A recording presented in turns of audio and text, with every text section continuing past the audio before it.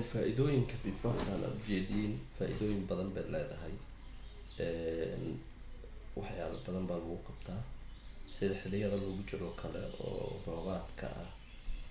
Bifaftani xilliyada roobaadka oo kale ayaa siyaada kaneecada iyo tixsiga iyo wixii lamid ah iyo intiiba cayaana baa dhibaatooyin dadka u geysta. Bifaf magaceedu waa bifaf, muhiimad badanna bay dadku u leedahay, khaasatan dadka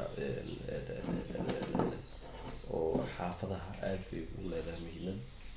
Marka waxaad ogaatiin marka faa'iidooyin badan inay leedahay, weliba kaneecada cudurro badan inay faafiso ay tanna kaneecadii ay suuliso ama ay ka hortagto baa jirta. Marka muhiimado badan baan ku sheegnaa ama ku sheegi karnaa inay leedahay bifaftani.